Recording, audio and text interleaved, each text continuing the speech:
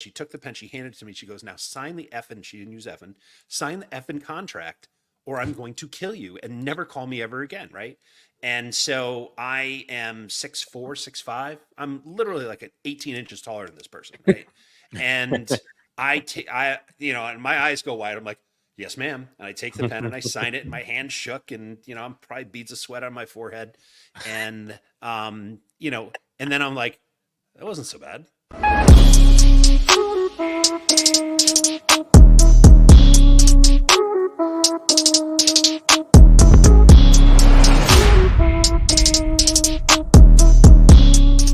Welcome to the Real Estate Reserve Podcast. I'm Jason Balin from Hard Money Bankers. This is Ian Horowitz from Equity Warehouse. If this is your first time tuning in, welcome. I promise you're going to have a lot of fun.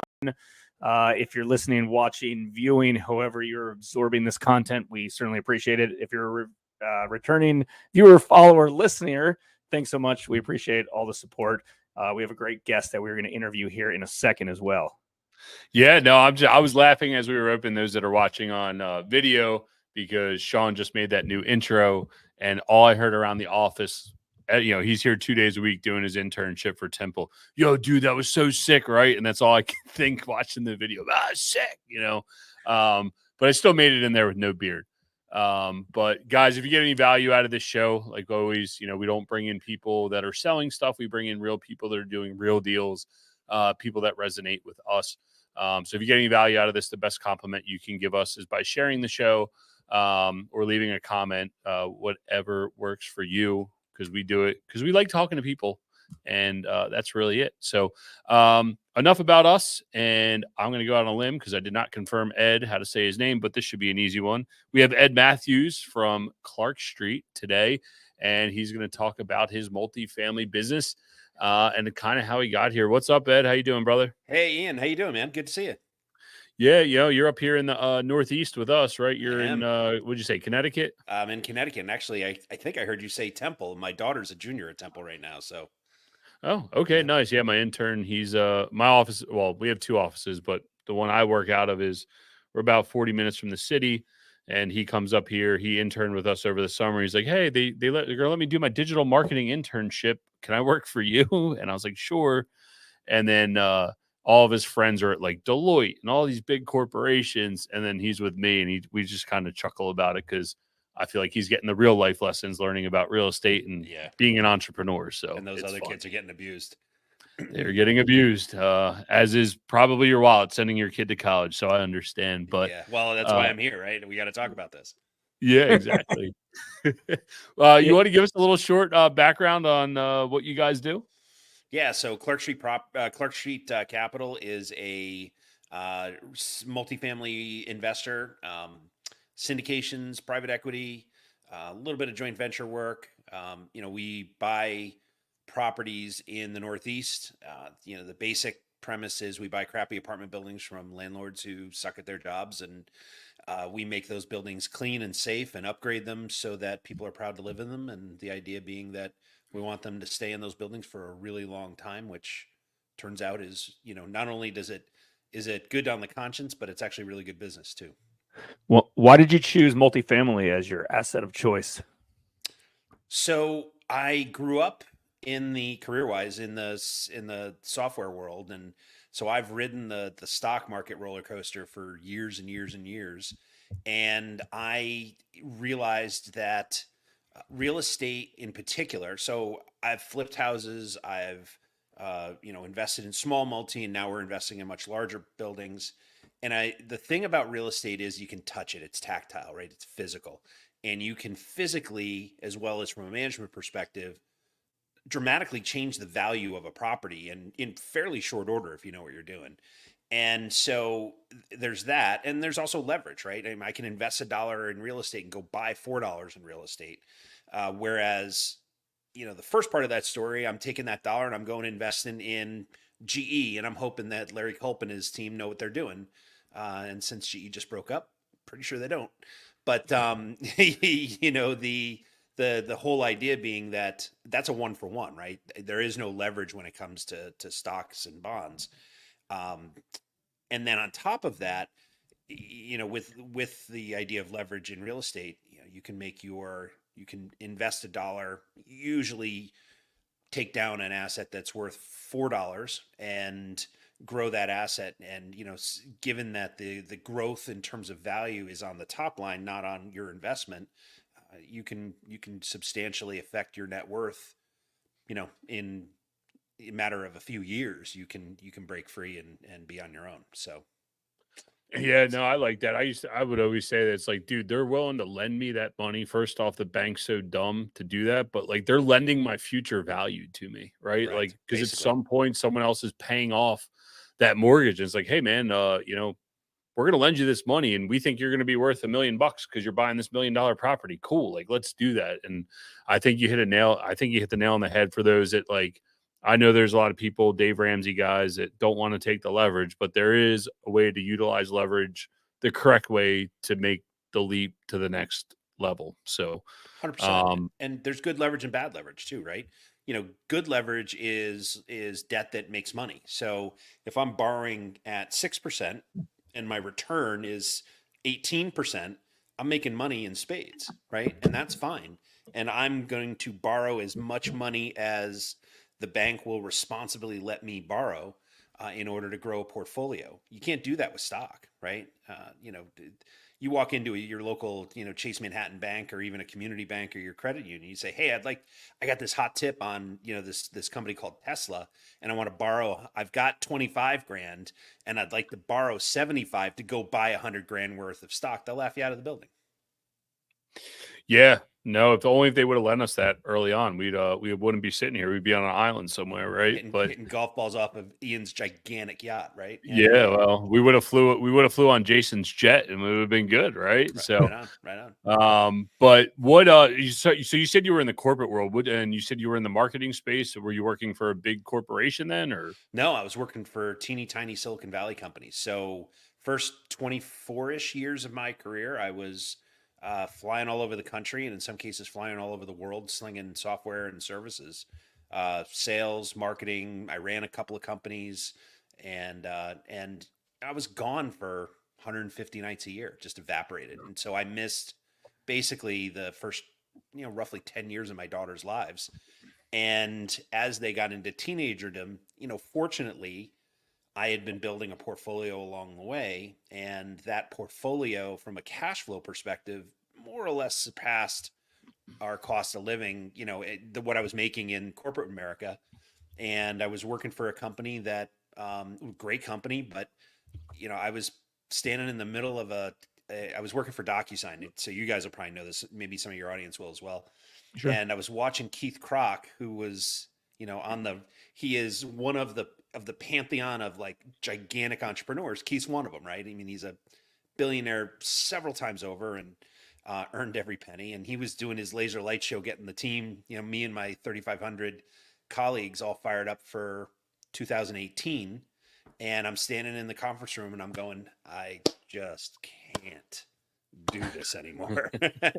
And ultimately came home and said, sat down with my wife and said, I think we're ready, and let's give this a shot. We'll give it a year, and if it works, great, and if it doesn't, I'll go get a gig. And that's fine. And 2018 and into 19 were some pretty good years. So there's a lot of, it made a whole lot of people look really smart, myself included. And so, we did very well. We grew the portfolio, and cash flow started to rain down, and it was, above and beyond anything that we ever needed. I mean, we don't live really high on the hog, mainly because we have two girls who aspire to go to college. One of them is down your way right now. And so, we were able to make it work. And so that was 6 years ago, about 2 weeks ago. Yeah, no, that's good. That's awesome to hear. I love hearing that because, a lot of folks think like, well, if I'm not young, if I'm not right out of high school, college in my 20s, I can't do it. And sometimes it's taking a step backwards to take 2, 3, 10 steps forwards on some of those things. And, done the right way, right? You replaced your cash flow, and obviously you're still taking a pay cut, right? No, I'm not. It's funny. I got a call from one of my old bosses. He's like, I have this team and you're perfect to run it any chance. you want to run it? And I was like, Pete, I no, I just can't. I'm not going to do it. I'm making more money now than you're ever going to be willing to pay me. So, we can talk numbers, but you aren't going to like them. Right. And so, we never got that far because I said no about 15 seconds into his request. And we ended up, moving on and talking to So the family. what kind of things in like the social media and digital world or the marketing world were you able to kind of take from, we call it a past life, I guess, past Yeah, experiences my towards your past current life. real estate investing experience? A ton, and here's the thing, we learned, the way you sell software is it's a drug deal, right? It's, you give them a little taste of using the software, whether that's 30 days of a trial or, one free user. And then, after that, when you want to add people, you have to charge those. I mean, we've all done it, right? And, all those things, all those, lead magnets in terms of creating an ebook or a course that is interesting, you give it away and trade that for an email, which then That's right. that email, feeds a newsletter. That newsletter, in my case, feeds an investor club. As long as you're an accredited investor, you can join the club, and that club gets access to a whole bunch of other assets that we've created for free for our investors, and eventually it begets opportunities to look at deals. Once we've gotten to know one another, it's dating, right? So we're, when you join the investor club, now we're dating, and so we have to figure out if there's a fit. Here's the buy box, and here's what that looks like. Here is the philosophy in terms of our thesis and how we invest. And if those things fit and you're, in certain places of your journey where we can actually help you get a few steps down the field in terms of where you're looking to go, then there's a good fit. And, we provide you access to the deals that we're working on. And, if you're interested, invest. If you're not, cool, let's keep talking. Yeah, that that lead magnet stuff, it's funny because it's like sometimes you do it just to educate and just like, well, the first book I wrote was just to keep people from asking me questions. And it's like, well, oh my Yeah. God, that turns into people saying, hey, I want to invest with you, or I want to do this, or I want to do So that. true. Like it really opens up the door. And I had a problem with it just because of my background being a fireman and being humble of like putting what you do out there. People actually want to hear and see people having success. The ones that are talking shit, they're not your friends anyway. Let them go. They're going to talk shit either way. But the Right. ones that really want to see you succeed, they're going to want to be a part of the team, and there's going to be an opportunity. And I think talking about what you're doing is really important. And I think, whether you create it through a lead magnet, a group, a whatever, you should take the time to do it. And I know a lot of newer investors 100%. like, well, why would I share that info? Because I'm too new, but people want to hear it. And I think you should share your story. We're all reading the same book, right? And Ian, you may be a few chapters ahead of me. I may be a few chapters ahead of Jason. And, we give like, I'm launching a group, and we give free training. So how to create deal flow, how to create capital flow, how to manage properties, how to, basically run the business that we're running. I'm giving away all of the standard operating procedures that Clark Street uses to run our business. And people are like, why in God's name would you do that? And I said, because I'm 10 years ahead of you. You have no shot at catching me. And if Yep. you do catch me, tell me how you did it, because I want to learn from you. Right. Yep. And the thing is that it's a gigantic market. I mean, it's trillions and trillions and trillions of dollars in value. So if you get a deal in North Carolina that probably would profile something that I want, awesome, fantastic, right? Let me buy you a beer and pick your brain on how you got it done or how you found it. Because while you're consuming that 100-unit deal, you're probably not going to want to buy another one. But if another one comes along, I want that one, right? And so, I don't see any of, the investors out here as even competitors. I see them as, people to network with, potential partners, people to invest in our projects. I invest in their projects. And, because the whole idea of this business is keeping the money moving, right? And No so doubt. I'm looking to meet as many people as humanly possible, And if I can help, fantastic. Like, for instance, whenever I meet like a lot of, senior C-level executives tend to gravitate towards our business, from the tech world because I speak their language. I was one of them, right? And so, one of the first questions I always get is, well, and these are smart people, right? These are, they're rocking 140, 150 IQs. They're hugely accomplished. Um, and they're like, well, why can't I do this? And I said, because you work 80 hours a week and you require sleep. And oh, by the way, your wife and kids want you home every once in a while. And, the fact is that this is my business and this is how I spend, my career now. And you can own real estate without actually having to be the landlord or the property manager. Right. And so once you see that light bulb go off, it's great. And in some cases, the light bulb doesn't go off. And so all of the curriculum that I mentioned earlier, we give it to them for free, right? You want to learn how to do it? Here's exactly how we do it. Here are all the forms. Here's all the processes, Yep. all the enabling technologies. Here's what my team looks like, job descriptions, everything. Everything you could possibly want is yours. And when they start to realize, then they go through the course and they realize, like, he wasn't messing around. This is a lot, right? And so some of those people come on back work. and yeah, it turns out, the 80 hours a week that I do this and the 40, 50, 60 hours a week I would dedicate to do that, there's only 168 hours in a week. So how are you going to spend them? It's just easier to give you the money and let you invest it for them in their or not necessarily even me. If somebody comes to me and says, hey, I've got, a chunk of money I need to deploy now and I don't have a project, I'll pick up the phone and call, I'll make introductions to other people in the space. That's right. Jimmy Iovine, the record executive, he was giving an interview and he said something that really stuck with me. And this was years ago. He said, the reason that I climbed the ladder as fast as I did is because I was always of service. Right. And so that really stuck with me. I was like, okay, it's the old Zig Ziglar thing. If you help enough people get where they want to go, they will in turn around and help you get where you want to go.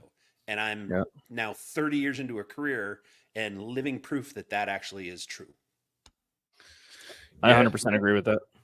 It definitely makes sense. I mean, I come across people who are looking for money, hey, what are you doing? Oh, call Jason. He can probably fund that project for you. Or Jason finds a deal that an operator can't complete. Hey, talk to Ian, and I think it's definitely being the abundance mindset, and being able to help others and show them value, right? The same reason we do this show because we like talking to real operators, but it's also giving other people value. It's like, we can do it. We're not rocket scientists. I don't want to offend you. I know we just met, no genius. But none of us are genius here. We're just willing to get up and do the same thing over and over and over again. And I think that's what differentiates successful entrepreneurs versus other ones. 100%.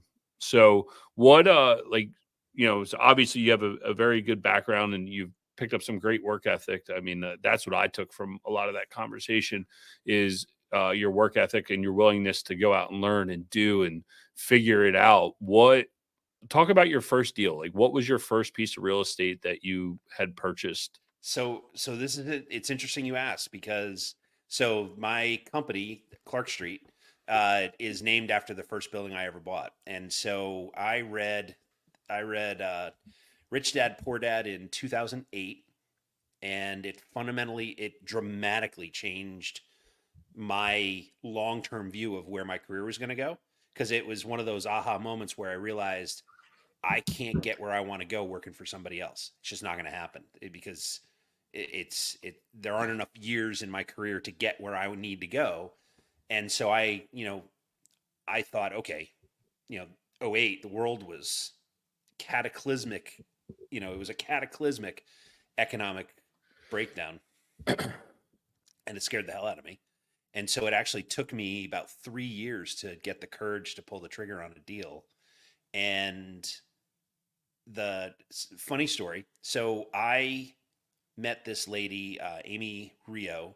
She, at that point, was like a teeny broker, also a very small human. She's like 4'11", was standing on a couple of cinder blocks. I mean, she's tiny. And, but she had, she was a broker. She might've had 3 or 4 agents working for her. She now is probably one of the largest brokers in the state of Connecticut. And I think Massachusetts now as well. She's gigantic. But Amy, for whatever reason, either saw something in me or took pity on me. I'm not really sure which one, but it doesn't much matter. And she showed me no less than 20 properties. And this was 2010, 2011, where you could take a wet towel and swing it over your head and hit, a dozen really good deals. And I kept saying, nah, I don't want a white house. No, I don't want a blue house. Oh, that one needs a roof. That one needs windows. I had, a list of excuses as long as my arm. And finally, we pull into the parking lot at 1115 Clark Street. And we walk through it. And, I'm already formulating all the reasons why I'm not going to buy this. And we go out to the parking lot. It's a 4-unit, probably about 3/4 of the way rehabbed. Guy ran out of money, threw the keys on the counter and handed it back to the bank. And we were buying it from the bank. Before I could start with the excuses, Amy said, look, I started with, well, it's got, it definitely needs new windows and it definitely needs a roof. And I just don't have the capital for that. And she's like, She takes a piece of paper out and puts it on the hood of my truck and clicks a pen. And she goes, stop. She goes, I have shown you whatever the number was, like 20 different properties. And most brokers would have told me to drop dead, 18 properties prior, right? But for whatever reason, she kept showing them.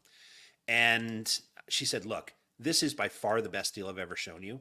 In fact, if you don't buy it, I'm calling my husband and we're buying it 20 minutes after I leave you, right?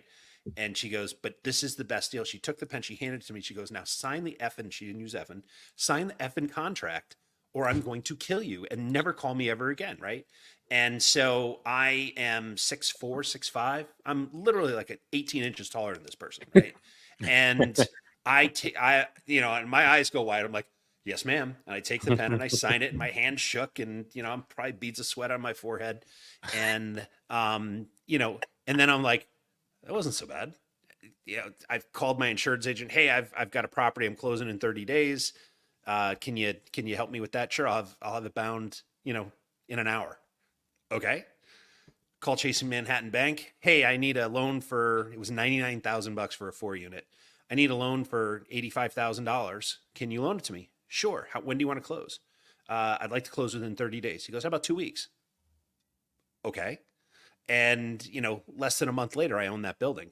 And the reason I was excited when you asked that is today I got notice of clear to close from the guy who's buying that building, now in 11, 12 plus years later for 4x what I paid for it. And it cash flowed basically every single day I owned it between February of 2011 and Friday when I closed on it. That's awesome. Yeah, So that's awesome. And what's an interesting fact, and this kind of goes back to like your earlier conversation, is like Jason and I kind of been talking about it. My business partner and I have really been talking about it, is like, our single family stuff does better than some of our current stuff that we just bought. It's like, yeah, think about it. Like the basis that you have from the day you bought it versus the cash flow that you're getting today or the rents that you're getting today far exceed the basis that anyone else could buy it at, so like, I'm sure, the first few months you're like, it's only making maybe $1,000. It's making $100 a door probably. Yeah, $100 a door. Now it's making probably what, $5, $7, $1,000 a door, right? Like it's like if almost $500 a door, a little bit better. Yeah, so that thing's jamming, and it's like if you can wait, right? Like, and I know Jason's favorite investor, Warren Buffett, but like that man has one thing on all of us. That's time, dude. And if you can wait and you can withstand all this crap, you will have success. And that's just one asset, right? Like, that's constantly you're constantly adding new stuff at different basis over time and over time and over time and over time. Right. And I mean, here's the deal. What you just said, you sold it for 4x and your rent's more than 4x higher than it was. You started your net rent. So it's still a good deal. Yeah. And that's it. It's a screaming deal for the guy who's buying it. So yeah, but then you get to get into a better asset, or the money. I'm going and buying $1 million asset somewhere. Yeah, right? A better asset for you. A better asset for you. More. But that could be a better asset than he had in the past, right? Like a better asset for me or for Ian or for you. They're all different. It just depends on where we're at. Yeah, again, we're all reading the same book. This guy's on chapter 2. I'm on chapter 14. Right? That's awesome. Yeah. Yeah. So how do you go ahead? go ahead. I was gonna say, so like, how do you go? So, dude, you lucked out buying a 4-unit. You know, if we could all go back, I bought some crap single family early because that's what I was comfortable with. Stellar deal at 99 grand on 4 units. How do you go from 4 units to, you know, now what are you doing today? Buying 100-unit buildings? Like, what is that? Like, how did you make that journey down this road to get to where you were going today? So it was incremental, right? And so the 7 or so years that I was doing this as a side hustle while I was slinging software, we would flip a couple houses, take the capital, buy another multi, flip a couple houses, buy a multi, flip a couple houses, buy a multi, and we did that for about 7 years. And so those properties range from 4 units. Actually, the smallest one we bought was a 3-unit. And, you know, then we bought 6s and 8s and a bunch of 10s and a couple of 12s. And, you know, over the course of time, we accumulated a whole bunch of properties. Here's the thing. So I have a friend of mine who works at a very large, Newmark, and he just started there. And he's like, hey, I know this one's out of your league, but would you take a look at it and let me know? And I looked at it. It was 544 units here in Rocky Hill. I knew the asset. It had actually been in the paper recently for some not really good reasons. And it was owned by a place out in California. And I was like, you know what? I'm going to underwrite this just to see. And it turns out it was a really good deal. And so I decided, I called my mentor. I work with a guy by the name of Charlie Dobbins, who has, you know, been a friend and a mentor of mine for 10 years. And, I remember him saying, ooh, big lift, heavy lift. And because it was $84 million, right? And the next person I called was someone that I knew had owned, you know, 5,000 units and was a friend of a friend. And now she's my friend. And, you know, the three of us got together and figured out we can actually pull this off. You know, we have to raise, you know, X dollars, and I have some, she has some, she has more, he has more. And, you know, we talked to a couple of family offices and, you know, within a week realized, yeah, we can totally raise this money. So what that experience taught me was the process to underwrite a 4-unit versus a 544 unit, exactly the same amount of time, exactly the same amount of effort, made all the same phone calls. It was no more scary than, you know, it's monopoly money, right? At that point, it's like, yeah, 84 million bucks, sure, whatever. But the you know, it doesn't get real until people start signing paperwork, and then, you know, I probably would have had a panic attack, but I never got to that point. But the thing I realized is that we got outbid. But the thing I realized is that it's the same process. It was the same letter of intent that I use for every single property we bid on. Had we won, you know, it was 3 or 4 phone calls to pull the deal together, having done all the legwork that we had done. And it taught me that I'm done hitting singles. It's time to start hitting doubles, triples, and homers. And so we had already been in the process of trading up, and then I thought, you know, it's time. I'm gonna get aggressive here. We're selling everything, and we're gonna 1031 exchange into the largest assets we can possibly find. And so the goal here now in 24 and 25 is I want to close 125, or I want to put under contract 125 units every quarter for the next 8 quarters. And will we do it? We're certainly going to try. And I've already got a line on, you know, a handful of deals that fit the bill, and we've already put in a whole bunch, including 2 today, that fit the bill. And, you know, I figure we've got to put in, you know, 10, 12, 15 offers to get our one. And sometimes it's a lot more than that, because I'm underwriting 80, 90 deals to get to that 10 or 12. And, you know, so the goal is to do that, and we're well on our way. I expect to get feedback on the whole bunch of LOIs that are on the street sometime next week. So fingers crossed. Jason, you want to make a bet? Sure. Let's interview Ed in 1 year from now, because he just said, I want to do 125 units each quarter for the next 8 quarters. What do you think? 2 quarters in with some success, he'll be like, I'm going to do 250 units for the next go around, right? And keep leveling up, right? Because you're going to hit it and you realize how easy it is to hit. Right. I did the same thing. I put all this stuff on the pedestal. Jason, same way. I could be interested to watch your growth. I'm excited for that. That sounds fun. Thank you. Yeah, I'll see you in a year. No problem. Hell yeah. I appreciate the accountability. That's awesome. Where So where are you concentrating? Are you North concentrating in your Carolina. backyard in Connecticut, or are we No, going out of state?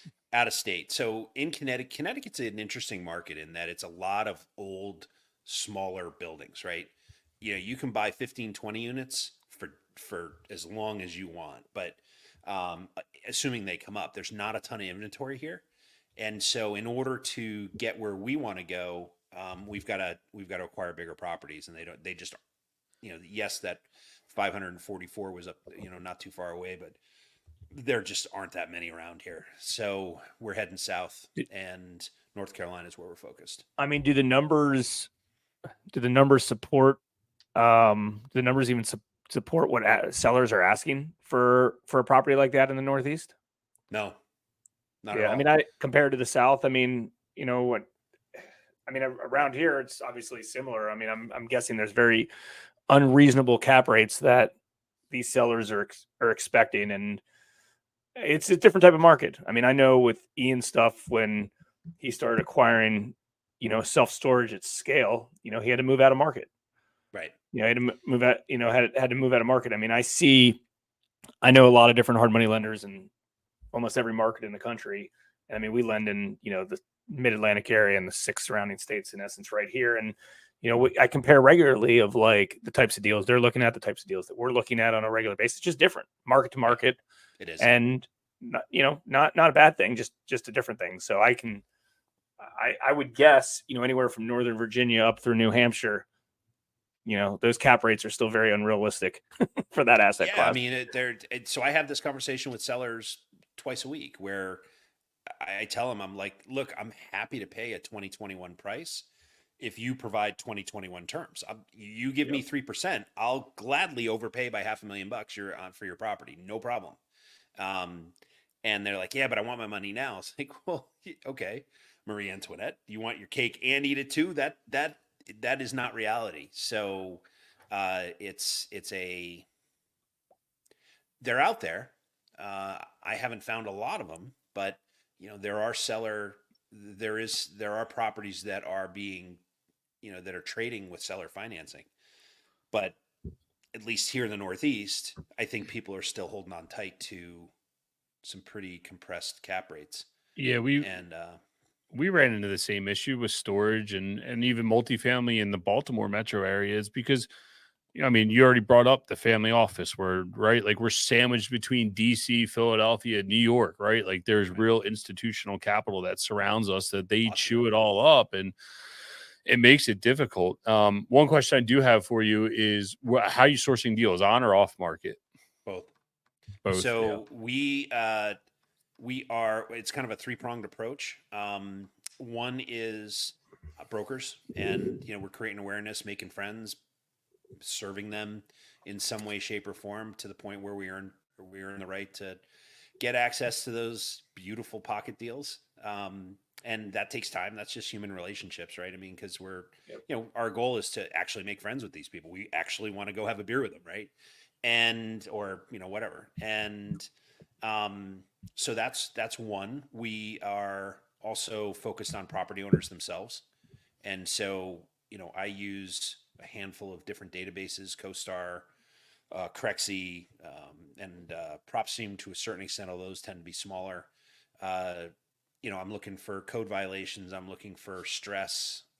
If there's a Liz Pendens, in a particular, that we're looking for that kind of stuff. I'm just looking for, properties where the owner is, still a mom and pop and may have, for whatever reason, there's a stress in their life. And so I'm trying to solve it. So, we're making contact with those folks. And then the third is property managers. And with them, it's again, creating awareness, becoming friends, earning trust. And then, at some point I earn the right to ask them, who is your most stressed out property owner? And would you be comfortable organizing a dinner so that I can take you both out to dinner and let's talk about this? And I go into that dinner looking to help that person. Like, okay, what is the problem? Can I help you solve that problem? And in a lot of cases, and this is how we found a few deals, the way to solve the problem is too much for that person to want to take on, and they're like, I'm done. Okay, well, if you're done, what do you want for it? Let's talk about it, because I'd like to buy it. And sometimes we were able to work out a deal, sometimes we're not. But so those are the three major ways that we're cracking the market. I haven't really found any wholesalers, that are operating at the level that we are looking to buy buildings. I mean, I'm looking minimum 50 units, and they're just wholesalers that don't play at that level. But there are probably 8 or 10 different ways to find deals. But those are the three major ones. Yeah, no, that's all good, man. Figuring out how to solve people's problems. That's what we all do. That's how we all get paid, right? Yep, Whether that's it's it. me or you buying properties, or Jason's lending someone money and say, hey, look, I can structure a deal like this so you can buy that property. It's Right a no-brainer. So how's your team kind of set up right now? Like, what does your team look like? Like, I can tell obviously from, your personality type, you're probably on the front end doing some sales, and things like that. What other kind of superpowers do you have internally that you're doing? And like, what does your team look like? I know you mentioned earlier that you've integrated construction and property management and maintenance and things like that. Is all of that kind of internal? You have vendors? Like, how is all that stuff set up? So our back office is run out of the Philippines. So I have 8 people that do everything from frontline property management to investor relations to social media. They edit our podcast. They chop up our videos and put those out on the various social media platforms. I do most of the writing still, because I'm being a marketing guy, I'm a writing snob. But the line, so basically it's property management, social media, my executive assistant, my bookkeeper, the podcast editor. I have somebody for SEO and a technology person that runs all our technology. They all live in the Philippines. They work mostly our hours. There's a bit of an overlap. And so that's how the back office runs. Here in the US, I have, it's the way we're organized depends on the business. Like with the private equity fund, I have a partner. And so my job is to raise money for that fund or those funds. But also I'm the one that's vetting the deals, because I have the construction experience to be able to, go through a work breakdown structure and sniff out if a project is actually, achievable, and will it, is it viable financially? And then Mike, my partner there, he's a mortgage banker, and so he runs the back office, and his team runs the back office there. On the syndication side, I'm actually taking on a couple of partners as we speak to, one as a chief operating officer and one to help with acquisitions. And my job is ultimately going to be just raising money and being the face of the company. And then as far as property management, each building has its own team. So here in Connecticut, I have a team of handymen that are local to our properties. They are kind of the front line in terms of going in and triaging and figuring out what exactly the problem is. We then have a roster of plumbers, electricians, HVAC folks to back up on the MEP stuff. And if it's a serious, requires a general contractor, I'm a GC. So then I deploy the guys that work for me on a 1099 basis, and we go in and we'll do all the serious turns where we're redoing kitchens and new bathrooms and all that stuff. Those are Clerk Street management guys. And what else? Property management, maintenance. We outsource our landscaping and our snow removal. We just had a big snowstorm here, and so for all intents and purposes, I'm a one employee shop, but I've got dozens of 1099s and offshore people that work for us full time. Nice. It's a lot. Yeah, I mean, it's a well-oiled machine. I mean, some days. Yeah, it makes sense. It's I mean, it's one of those things that, I think for anybody listening who seemed overwhelmed by hearing that, you start with one, and you add another person, and you add another person, you add That's another it. person, and you replace this from yourself. And next thing you Yes. know, you potentially were, had involvement and know how to do all the different things. And, you're replacing yourself with other folks. They don't necessarily have to be local. They don't have to be high paid in office employees. Right. So So, my job when I left, I felt my job when I went full time on this was to turn this from a side hustle to a business. Right. And in my mind, what that meant was with a side hustle, if I stopped doing what I was doing, business stopped dead. Right. And so when I was leaving Silicon Valley and I had all these, folks saying, "Hey, we want to invest," I was like, let me go break stuff first and let me figure out how to enable and create systems so that the business will operate without me. And so that took some time. It took, better part of 18 months. In some cases, some parts of the business, it took almost 2 years to kind of nail down. And all the entire objective was, can I take a day off and nothing changes? Right. And so, I think we got there kind of the minimum level probably within the first 6 months, but it wasn't until about 2 years in that I actually had an appendectomy, went out for, the better part of a week and a half and came back expecting mushroom clouds all over the place. And turns out all the bills got paid. All the work orders were handled. All the vendors got paid.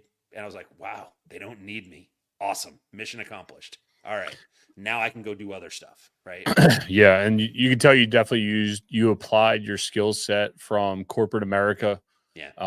In building, not that corporate America has some great structure. It does have good structure to be able to operate at large You'd be scale. surprised.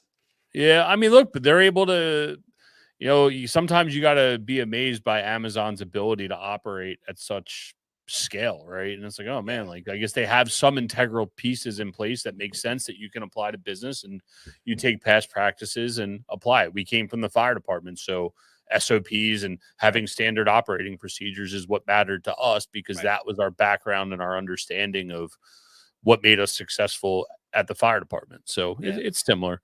Agreed. Dude, you have definitely, I've enjoyed this conversation. I know Jason has too, and really your work experience and your life experience definitely shines through when you speak, and you can tell that your business is squared away and looking forward to see where you're going. What book or podcast are you listening to or reading that you think everybody should hear, or something that's really had a massive impact on you? And I know you already said the Magic Purple book, but what else you got in that well? So I'll tell you, man, I try to read a book every I do a lot of Audible. I try to listen to a book a week or read a book a week. Um, there's a handful of books I read every year, which I'm just kind of finishing that process. Rich Dad, Poor Dad, Cash Flow Quadrant are two of those. I read Ken McElroy's book, ABCs of Property Management, every year. I read Brandon Turner's Managing Rental Properties, which I think is probably the best property management book I've ever read. It's just outstanding. I don't know Brandon, so it's not a plug, but the things I tend to pay attention to are outside of real estate. I look at more operational stuff. So the E-Myth, particularly the one about real estate, is an excellent book. Good to Great, James Collins' book, which talks about how to scale businesses. Jeffrey Moore talking about how to grow product sets and be able to evolve businesses. So that's like Crossing the Chasm, Inside the Tornado. These books are excellent. As far as podcasts go, it's basketball season, so I listen a lot to Villanova basketball. So I'm a Villanova grad. Don't hold that against me, Temple. So I'm listening to the full 40 and Rain in Threes and all that. I also pay close attention to Alex Hormozy, The Game, which I find is outstanding. Marketing School, Eric Sue and Neil Patel, outstanding. Let's see, what else am I listening to? I've just gotten into what's his name? Horowitz. Is it Adam Horowitz?